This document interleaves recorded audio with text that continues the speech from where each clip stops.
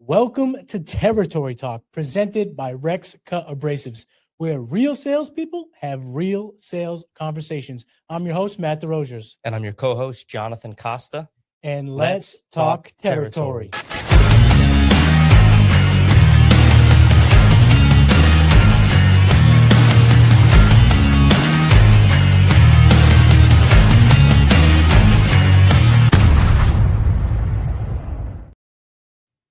Episode number 2. What's going on, everybody? Welcome to Territory Talk. We have a pretty awesome show lined up for you today. But before we get into it, if you're watching, make sure you are subscribed to the Rex Cut Abrasive YouTube channel. Smash that like button and let us know in the comments.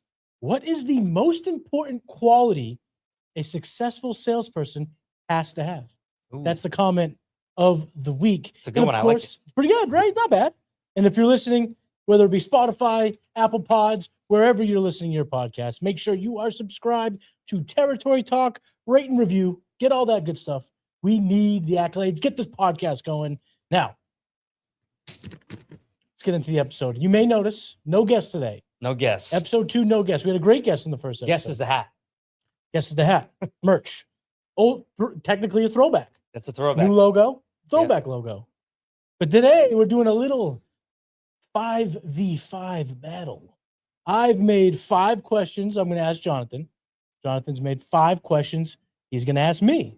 And the idea of the show is essentially just to get to know us a little bit more, hear a little bit about our thoughts in terms of our roles, what we do, what we would recommend, advice, all that good stuff. So without further ado, do you want to be the away team or the home team? Do you want to go first or second? I'll hit you first. All right. I'll hit you first. You're the host. Question number 1 from Jonathan. All right.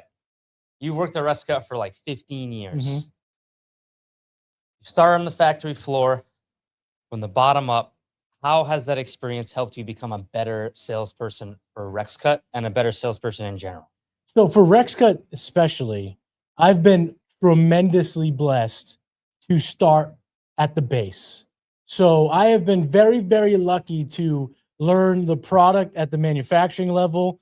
And then I worked in inventory, so I learned about SKUs, description, part numbers, customer names. I was able to get familiar that way. Then I did some shipping, realized the intricacies of next day deliveries, when things go. And then I moved into customer service and COVID hit.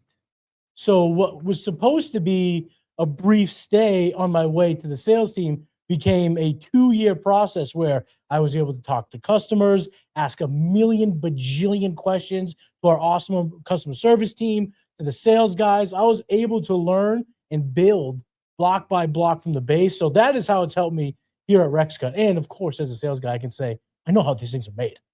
I used to make them my own bare hands. There's some Matt Desrosiers exclusive product out in the circuit. I know how this works.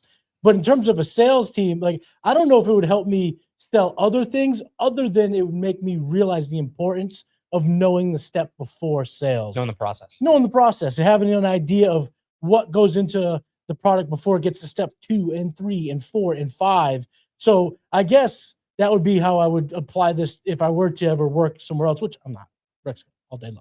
But yeah, Rexcut, this has been a tremendous way to be built up. I mean, truly develop from scratch to know as much as I possibly can about Rexcut, its products, and how the processes work. Yeah, and I mean, that helps you service your customers better, right? If they ask you questions, if they're waiting for an order or there's certain things that they'd like to know, a little bit more, I guess, about the process, not than anybody else, but you at least have a little bit of an inkling of like, oh, I feel like I know where this product is in the manufacturing pipeline or whatever, so to speak. Yeah. So you can help, speak with manufacturing too about like, hey, where's this at? I know you have a little bit more insight. It's like I had Rexcut bilingual. And what makes us a great team is the one part of production I didn't do making, you did. Correct. So in terms of material and how that's made, I can refer to you. So that's what makes it. That's a great point. Yeah. Great team. All right. Switch it over. Question number 1 from Mr. Jonathan Costa. What has been the most notable difference between handling national accounts versus the sales role you've done in the past here and your other employees, I should say? Right. So national accounts are very different than territorial sales. And my questions will be very for national accounts because I think our viewers are going to want to know. This is a very special and very important role in sales. Right. So these are most notably larger accounts that have multi locations, Mm-hmm. or at least they sell to all over the state, or the states, or all over the world, things like that. The biggest difference is the handling the data. Lots of Um, data. the big national accounts specifically that we work with, like the Grangers and the Fastenals and the MSCs, Shout out. they have very tight tolerances on how their data is managed, Mm-hmm. the accuracy of that data, and that entirely hinges on the orders that you get, Yeah. the quality of the information that's sent over via the orders that we do get, because the information, when the salespeople for these big customers look in their systems, if all your information is there and it's very easy to order a RexCut product in their system, they're going to order it. Yeah. If it's difficult for them to find the information, what's the price? Oh, it doesn't look right. What's this? What's that? How it works is they have a second, a third, and a fourth option from competitors of ours to go and look and see, oh, this RexCut one's going to take me. I got to call them. What if they don't answer? Blah, blah, Yeah. blah. I'll just order the next one in line. So it's important that your data is in tip top shape, because if not, you're in the potential risk of losing business. Right. Just maybe one of the salespeople gets frustrated with the process if the data isn't right, and every time they see RexCut, they just go, "Nah, I'm going to replace thanks. it with another competitor." So data is extremely, extremely, extremely important, and that's why a lot of my time Matt sees me diving deep into these big spreadsheets and stuff like that. But the data is extremely important, and that's the notable difference between like boots on the ground territorial sales, where you can just like go knock on a door and talk to somebody. I have somebody to talk to at these, per se, big national accounts. Mm-hmm. However, it's not so much I can just give them a call or knock on the door. I got to make a meeting. I got to make an appointment. It's a whole thing. So it's much more data driven than it is face to face. Right. Kind of like a nitty gritty sales. Yeah, and I'll be honest, sitting next to you in the office, sometimes I look over the spreadsheets and I feel like the Zach Galifianakis meme with the numbers. It's just like, and you've helped me with some of them. He's been super helpful. And sometimes it's just not easy when you have thousands and thousands and thousands of rows and columns of different things, and that it can get a little bit complicated. So it's nice to have a second set of eyes to, relieve the headache. That's a good way to put it. Yeah, 4 eyes are better than one. Right. Or two. I should say. And no one has one. Am I Cyclops? Imagine that. That'd be an awkward sales conversation. All right, hit me with the next one. Question number 2. All right. When you're meeting with a customer for the first time, what's the one thing you immediately try to learn about them? So if I'm walking in, if I'm doing IPPs, in-person prospecting, or if I'm getting into a meeting, the first thing I do every time is I look around. Because usually in an office setting, there's something that you can refer to that might break the ice. So like, for instance, I was in Florida once and I saw a Marlins, like a season ticket plaque, immediately brought up sports, immediately brought up the Marlins, broke the ice. I've seen, famous people they've met, that's on the wall. Or if you see a family, you can make a comment about the family. Oh, how are the kids? Those are your grandkids, whatever it is. So you try to find something first that you can relate to and break the ice so that they know you're a person. So you think that helps soften the conversation? For sure. And then if there isn't anything, because sometimes if I might just meet someone in the lobby. Right. So if I'm doing IPPs, I might not even get in initially. So the first thing I just try to do is see how open they are to small talk, because sometimes people got things to do. Right. And you want to be like, oh, the weather. And they're like, get this guy out of here. What is he talking about? So I'll throw out little nuggets about maybe if the Pats were on and I'm local, or if there was a big political event and you just kind of, oh yeah, not try to make anything polarizing, but just say something like, wow, did you check out the press conference or something like that? Right. Just to see if they give me something, then I know, okay, they'll have a second, we can kind of break the ice. If not, sometimes you just have to hit them with the cool. Check it out. I'll see you next time. Icebreakers. Yeah, I'll see you next week. So any type of icebreakers you can find, it'll help you out. Because even if you can't get into the depths of a deal or like a back and forth of quoting and product, at least you know that, all right, next time I come back, you have a starting point. You have a jumping off point where it's like, okay, we're now building towards a relationship whereas opposed to just getting in there big presentation, benefits and features, blah blah blah. Sometimes they'll just be like, hold your horses, hold your jets, as we say in the office. So I like to hit with any kind of icebreaker I can, verbal or spying, type thing. Cool. I like it. All right, let me put my batting gloves on. Put your batting gloves on. Get ready for this one, because you know me about sports. If I see anything sports, I'll just immediately start wigging out talking about all these different things sports. So, what is the biggest obstacle working with companies the size that you handle? You mentioned how big they are. You mentioned how it's data driven. But what's like an obstacle you find yourself, not necessarily something that you can't get past, but just like what it seems to be an obstacle that repeats itself over and over? Contacts and opportunities. These customers have thousands of employees. Oh yeah, thousands. and big turnover, right? I mean, right. So they're that's in today, they're out tomorrow. That's a great point. Is that sometimes you might get a good contact and things roll over smoothly, and they help you out with a couple opportunities. They put you in touch with a few other salespeople, and then next thing you know, a month later, you hit them with another email or a phone call, and they're like, "Hey, sorry, I don't work for blah blah blah anymore." Mhm. And then I'm starting at square one. Right.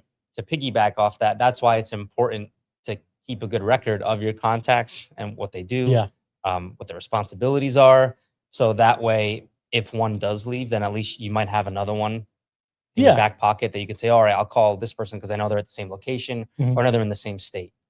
So sometimes even just getting those contacts can be difficult. Yeah. A lot of times these companies have systems in place to be able to access contacts, but other times they don't let you have access. It's kind of like you're on your own to try to find some of the good contacts, right? Opportunities, it kind of ties into contacts too. To be able to, get access into the big end users or whatever, you have to know the right person that's going to give you an opportunity to either get a product in there tested or even just hear you out for a few minutes. Yeah. So those are probably the two biggest things is contacts and opportunities, and you just have to utilize your relationship making skills and knowing people in the industry. Like we have a few reps that help us handle some of the bigger national accounts because they're in deep with those companies and they have the know contacts, the people, they have the contacts, so it gives RexCut a few more opportunities. I'm younger into the national account game, I guess, so expanding my contact list is utilizing those types of reps is super helpful. So I would say contacts and opportunities, and it gets easier as you go, but at first it can be difficult to get those. You should put in your business card, Jonathan Costa, I got sick data. So they always know that it's like, if John's, you know who this is? I don't know, but he says he's got sick data, so I think we'll be okay. Give me a call. My dad, his data's top notch. All right. Was this question number 3? Yes. Question number 3. So Matt covers New England and a couple other states. What's something people would be surprised to learn about selling in your territory? Like what's something that stands out, or what's something that's different, or what's something that people may not know about like selling in New England per se? So New England specific, I'm starting to learn that certain industries are very regional. Of course, they span over the countries, they span nationwide, but I'm finding more, boat manufacturers in certain parts of New England, or boat fabricators, certain parts of New England, or when I'm in Wisconsin, they have their type of industry, a lot of foundry work in the Midwest. So it's very industry separated by region, I'm finding. Also, something that I didn't know coming in that I would tell someone who's taking over a territory that's multi-state is the amount of time you spend in the car. It's unbelievable the amount of time you spend in the car. You could be, it depends on your day. Like if I'm out prospecting, I can handle a bunch of cold calls, and you just do, I learned this in the Fanatical Prospecting book by Jeb Blount. He calls it, I think he calls it T prospecting, where when you get out of a call, you look to your left, you look to your right, and you look behind you to see if there's another spot you can hit. Right. So you can compound like calls and make a bunch of them. But if you have something that's more strategic, where you have a meeting set up for a certain time and you're not able to necessarily build off of that, you might drive 4 hours for a half-hour meeting, drive another 2 hours for an hour meeting, and then you drive 6 hours back. Right. There's a lot of driving that can happen, which is something maybe people kind of think about, but they don't conceptualize. It's not something that they Right, do a lot. So that's another part of it that I just had no idea. It's something I would definitely tell someone if you're doing like a New England or a big state, like even if you just covered just Texas. I mean, you could drive hours right, and yeah. hours, and sometimes your accounts, they need you. They want your eyes on an application. So it's not like, oh, well, I don't have any calls lined up there, so I can't go. No, you even if they say, I need you here, it's 2 hours away at 9 a.m., you got to make that the priority. And then if you have enough time, try to set up some things or have an idea of where the industrial park is for our industry, Right. so you could find some potential cold calls to make, and just really do your best to maximize your given area that you're in that day.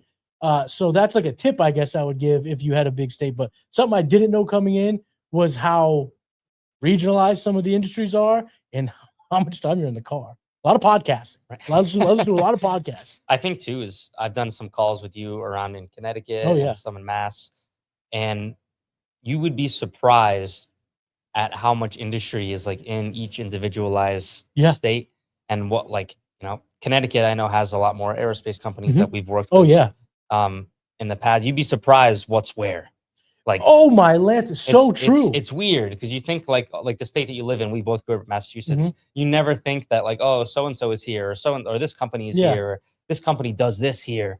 It's super interesting to see like that the end user, I guess, bandwidth of how Oh, many yeah. different kinds there are. It's really cool. And when they find like, certain I've been to is probably hundreds of millions, if not $1 billion industry, like accounts, like customers, their business is massive. Right. And one of their facilities is in the middle of nowhere. We're driving hours through the like sticks, and it's like, where are we? And then you come, you take a right turn, and all of a sudden there's a massive building in which the surrounding towns all work there. Yeah. It's unbelievable. It's a lot. And then you go in these places, I'm always fascinated by how things are made. Yeah. It's just pretty cool to see. That's cool to learn too. Definitely. And that like I said, helps we've been us some. sell. Oh, yeah. When you see how the yeah. customer does what they do, some insight you put in the back pocket. Fold it up neatly, put in the pocket for later. All right. Question number 3 for Jonathan. You've mentioned how big these companies are, and we're not talking kind of big. Some of these are they're- billion-dollar companies. They got stickers on NASCAR. You see these guys plastered on the big on the green monster On the at floor of the Fenway. NHL ice rinks. These are everything, big time companies. So how do you hold your own working with these companies, given the resources, given the thousands of employees, when they can just act like you're a small fish in a big pond? How do you hold your own and let them know, our product's awesome. We can help you. And of course, this is a two-way street. This isn't just you guys. How do you hold your own with these big dogs? Right. 2 things. One, I'm grateful that Rexcut has such a great name in the industry. So a lot of these companies do have respect for us because Absolutely. we've been around so long. And I feel like that's a big part of the reason why they entertain, working with us. Mhm. And we have some niche products too. So that kind of helps us find a space to live in. Second, I feel like it's important too that because some of these accounts are easier to work with than others. Mhm. With all respect to all of them, I love course. working with them all. Some of them have systems in place that you have a good account manager. If you connect with them well, Yeah. they give you some opportunities. They help you out a little bit. That's where like kind of like the good old boy like kind of sales things comes. Yeah. I'm not selling to our account manager at Granger or Fastenal. However, if we develop a good working relationship and things go smoothly, we kind of help each other out. Mhm. So yeah, I mean, historically, Rexcut has been a smaller fish in a big pond with a lot of big fish, right? Yeah. Oh, yeah. But number one, we have a great name, so we kind of hold our own there as well. Number two, utilizing the relationship with your account manager and really making sure that you're on good terms with them, and just establishing that relationship is super important. Right. And at the end of the day, we got a kick-ass product. Right, and people buy it. And people love it. When they use it, they love it. So it's nice to have that in the back pocket. And even it's not a national accounts thing. It's great to have, but it's great to have for all of our accounts. Correct. Everyone likes good Rexcut product. You got it right. All right. This is number 4. This is a little more general. What do you think separates a good salesperson from a great salesperson? What's like one thing if you had to name it? Patience, Mhm. persistence, and the ability to listen. So we'll start with patience. Not all things happen right away.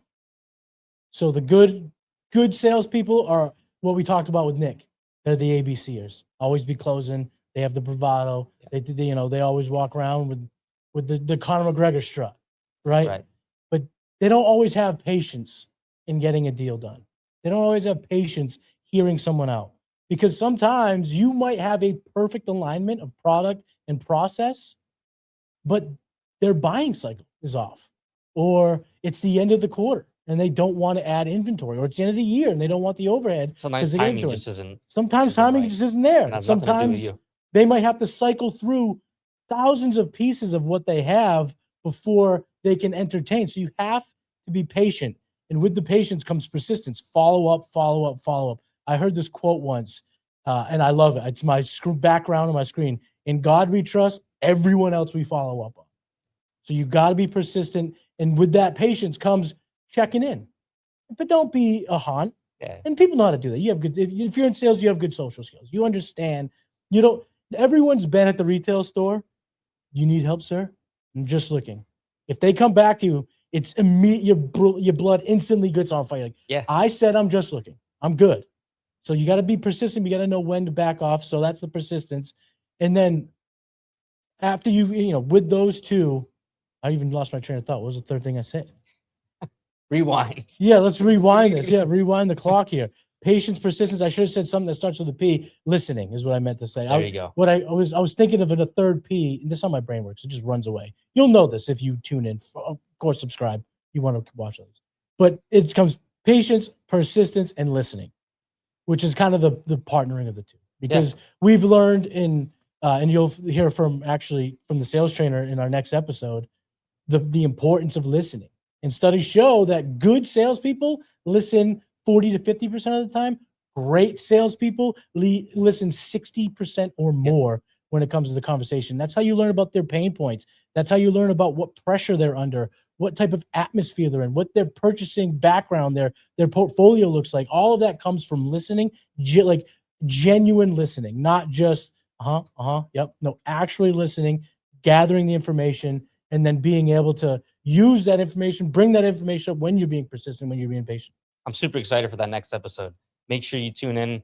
It's going to be super helpful. Oh, yeah. It's Sandler Sales. They're awesome. They help Matt and I Yes. tremendously.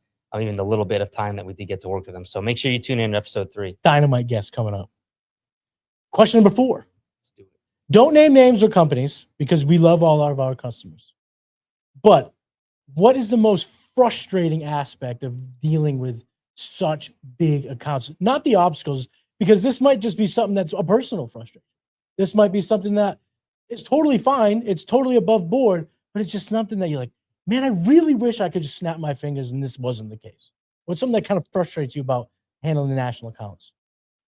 I guess I would say getting things done. And that sounds not right.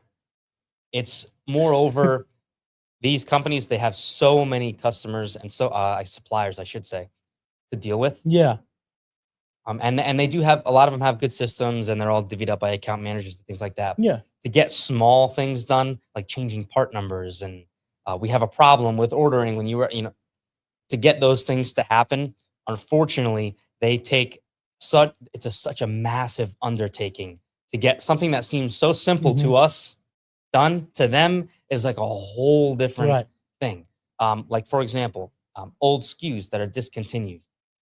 We had a situation with a supplier where we were private branding some products, and eventually they discontinued that private brand. So they moved the product over to Rexcut brand. They had all their own SKUs for the private brand, and now all the branches across the United States, which could be how many hundreds, are used to ordering this product on the old SKU, and now it's changed to the new SKU, but they don't all get the memo. Right.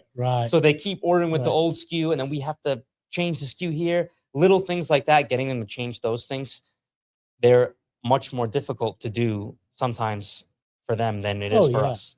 So like just getting little things done like that help us operationally not waste time getting them done can be a little frustrating at times, and not always, Yeah, of course. but just little minute things like that that are like, all right, I'm gonna get this done today.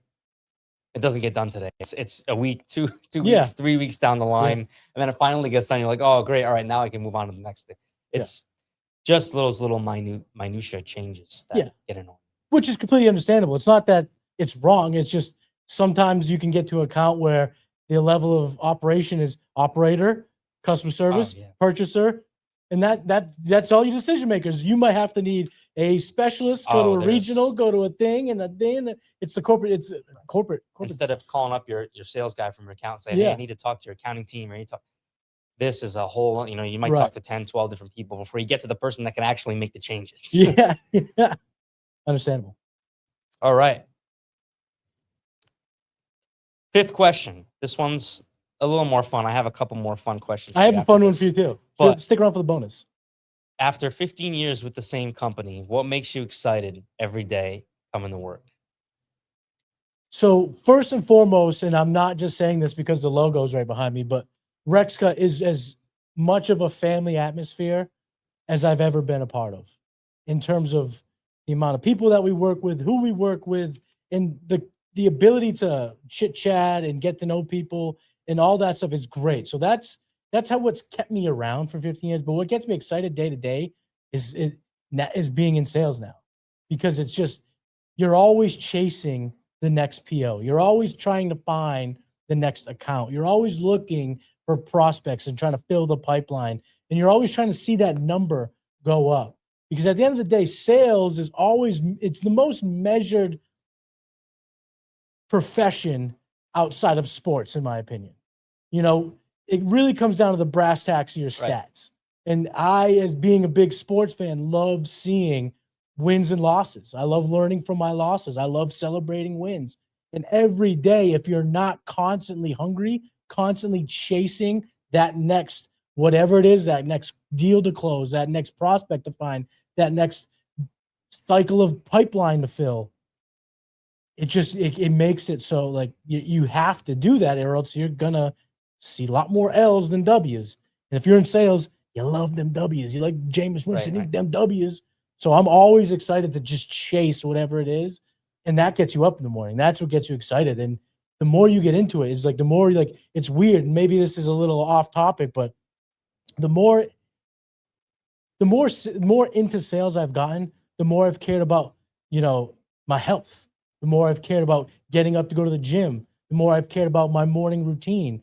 It just becomes an all feeding cycle of like, if I do this, I find success. And like I said, I want to find the success. I want to find the dub. So it's really just made everything about my routine, about my ability to be excited for the next day. It really has been the most fun job I've ever had. Nice. That's cool to hear. And I share the same feelings, because we both worked here for a decent amount of time.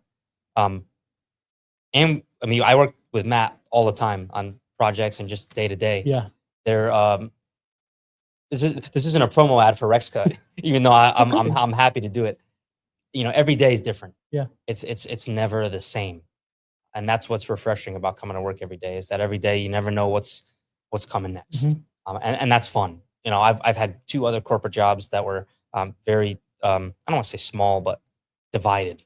Yeah. Divided up into like, hey, this is what you do. That's it. And you're able to get really good at doing that, mm-hmm. because it's repetition, but this is not boring. What we do every day, it's interesting. You get to learn from accounts, and this is a super interesting job. Yeah, and we kind of talked about with Nick on our last episode. If you haven't seen episode 1 with Nick Costa, definitely check that out. Tune in.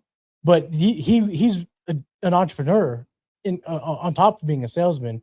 And Rexca, because of our size, it's not that we're entrepreneurs. It's that we kind of get to be it a little bit, because it's not always just 3 things that you're responsible for. Sometimes you might come in and have to help out with a spreadsheet, or might have to go help out box a huge order at the end of the month, like you did last month. You really get to just be, a jack of all trades, and then you just really, focus on our jobs. But that is true. This job specifically is pretty cool. All right, this is the 5th and final question. Then we'll get to the bonus fun questions. If someone was about to get promoted or start a new job managing national accounts, what advice would you give them? First and foremost, if you haven't already, learn how to be organized. Organization is everything. There are a lot of spreadsheets. There are a lot of things to keep track of. Organizing your data for your customers is so important because, like I said, it really hinges on the orders that you get. If Yeah. your data is good and your data is organized and they have everything you need, the orders will come. If it is not, the orders will or may not come. Yeah. So it's important to stay very organized, obviously within yourself, but also just files, contacts. Again, these contacts change all the time. Right. So keeping a good running list of who are my contacts at XYZ company, who are my contacts at ABC company, where are they? What state are they in? Who do they work for? Sometimes the national account will provide you with that, but not always. Mhm. So staying organized, I think, is the most important thing. And then number two, I think I'm going to piggyback on what you said. A lot is patience because things don't happen right away. As much as you would like things to be easy and fast, they are not. Setting up sales trainings. I've done a Right. few. I've been lucky to do a few with some of our bigger accounts, but it's not so easy as just calling up your local distributor and a couple towns over and saying, "Hey, I want to come train your sales guys," and you got 4 or 5 guys in there. Different when you're going into a 300,000 square foot facility, and Campus. they're like, "All right, let me send out an email to get all the salespeople interested." And there's like 85 salespeople on this thing. You got them all in a big room, and Am I doing a dissertation in college right now? right, they have these big presentation rooms, and Yeah. and those things take time Yeah. to set up. So have patience. It will all work out in the end as long as you keep your ducks in a row, you stay organized, you save your contacts. It'll all work out. So I would say stay organized and be patient. All right. So those are 5 questions from me to you and you to me. Now we got one bonus question that's not sales related. So if you stuck around, first of all, shout out to you. But here we go. Bonus question, fun question. All right. So I have 2. One of them is going to be super quick. All right. Okay. My first one, if you could, Matt loves sports. I do. Um, I've said like 5 times this episode. I actually. also love sports, but not on the level that Matt does. Matt's my go-to guy when I'm like, man, what does this mean? Yeah. If you could draft any current athlete to be your sales partner for a week, Oh. who would it be and why? Oh my Lanta. Current athlete. Current athlete. I'm gonna go with They're gonna work with you for a whole week. I'm gonna go with Drake May. Leader. He's got the energy, he's young, he's got the looks, the moxie. All right. I'm gonna go with Drake May. It's just gonna be an easy. I like that I choice. don't even have to talk if It's he's next Mayday. week. They could be like, who's this Greek god in front of me? I'm gonna go Drake May. All right. Good choice. All right. This one is gonna get your brain going. Uh-oh. It's gonna rattle some things. I don't know what to expect. If you were stranded on a desert island and only could bring 3 albums, what would they be? God. John's a big music guy. I'm a sports guy. He's music. This is how well we know each other. This is how we know we're office chums here. Because I knew exactly where to go music. He knew exactly where to go sports. All right. Number 1, American Idiot by Green Day. Okay. That is one of the very few albums, in my opinion, that is it's 10 out of 10. There's no fluff. It's just bangers. Okay. Number 2 is an album called Blackbird by Alter Bridge. Alter Bridge is one of my favorite bands. I got them tattooed all over my arm over here. I don't think it's a 10 out of 10 album. However, Yeah. it was one of the first bands that my dad showed me when I was a kid, listening to music and growing up playing drums and things like that. So it means a lot to me. So Yeah. that's the second one. Number 3. I'm gonna go to Led Zeppelin 2. Oh, Just because, okay. so a little throwback. Okay. I just think everyone just because- realized, oh, Jonathan's the cool one in this podcast. I'm a big John Bonham fan. Yeah. I think he's the greatest drummer of all time. Rock drummer, I should say. I had to have some class. You gotta get some classic. You got to get classic rock bangers. in there. Yes, absolutely. So yeah, those are my 3 albums. That's what I would do. And there's so many more that I could of pick. course. 3 is very hard. I bet you if I had more time to think about this, it Could be might different. change. Fun fact about me, my middle name's Robert. My parents are big Led Zeppelin fans. Oh, Robert Plant. All right, Matt, fast one. You Okay. can sit courtside for the NBA Finals, behind home plate for the World Series, or on the 50-yard line for the Super Bowl, and your favorite team for each sport is competing. Which one are you choosing? Baseball, 100% baseball. World Series behind home plate? Yes, Red because Sox? because there would be nothing more electric than the crack of a bat for a walk-off home run. Whereas I agree. basketball, like, yeah, the buzz beater's great, but there's something about the baseball atmosphere because it gets so quiet before it gets so loud. It's electric. I'm going to go World Series. I'm also a Red Sox fan above all else. All right. All right. That's all I got. Bonus questions, all 5 questions each. That's the episode. Thank you guys so much for tuning in to Territory Talk. Make sure you are subscribed to the Rex Cut Abrasive YouTube channel. Smash that like button. And again, question of the week in the comments. What's the most important quality a successful salesperson has to have? Rate and review if you're listening, and make sure you are going to rexcut.com for all your surface solution needs. And we will see you next week. Peace. If you like what you just saw, make sure you hit that like button. If you want to be part of Territory Talk, please leave a comment. Let us know, what is your best sales story? It doesn't matter if it happened in the office, on the road, or at home. Let Jonathan and I know what your favorite, your most important, your craziest war sales story is. And whatever you do, please smash that like button and make sure you turn on your notifications so you'll know exactly when a new episode of Territory Talk drops. And last, but certainly not least, head on over to www.rexcut.com for all your premium surface solution needs.